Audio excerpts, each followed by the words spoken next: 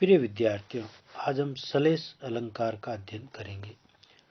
इसका लक्षण है जब वाक्य में एक शब्द केवल एक ही बार आए और उस शब्द के दो या अधिक अर्थ निकले, तब वहां पर सलेस अलंकार होता है।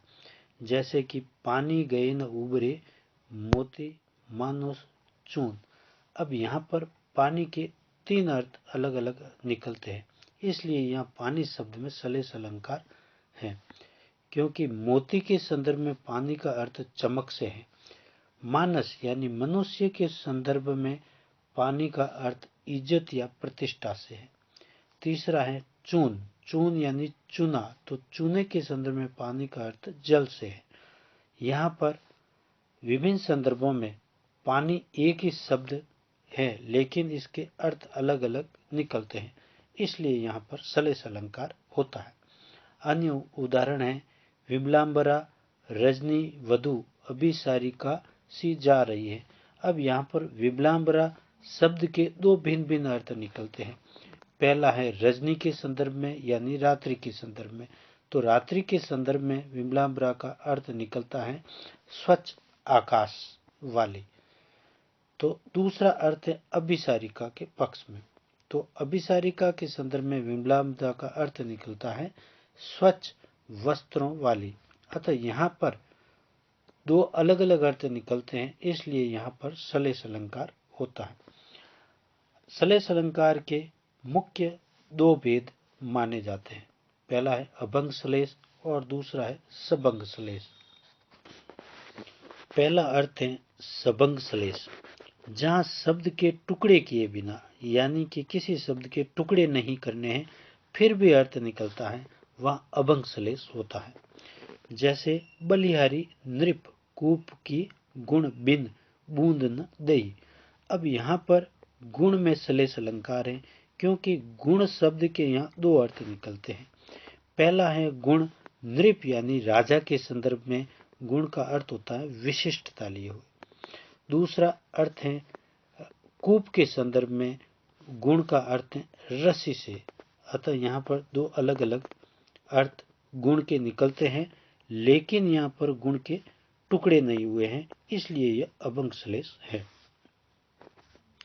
अन्य उदाहरण है सुब्रन को ढूंढत फिरे कवि कामी चोर। अब यहाँ पर सुब्रन के तीन अर्थ निकलते हैं, इसलिए यहाँ पर सुब्रन सलेस अलंकार अभंग सलेस अलंकार है। पहला है कवि के संदर्भ में तो सुंदर अक्षर, दूसरा है कामी तो सुंदर रूप के संदर्भ में अर्थ निकलता है, और तीसरा है चोर, तो चोर के संदर्भ में सोने का अर्थ निकलता है। अर्थ यहाँ पर सुब्रन के तीन अर्थ निकलते हैं, लेकिन सुब्रन के टुकड़े नहीं होते हैं, इसलिए यहाँ पर अभंग सलेस है। दूसरा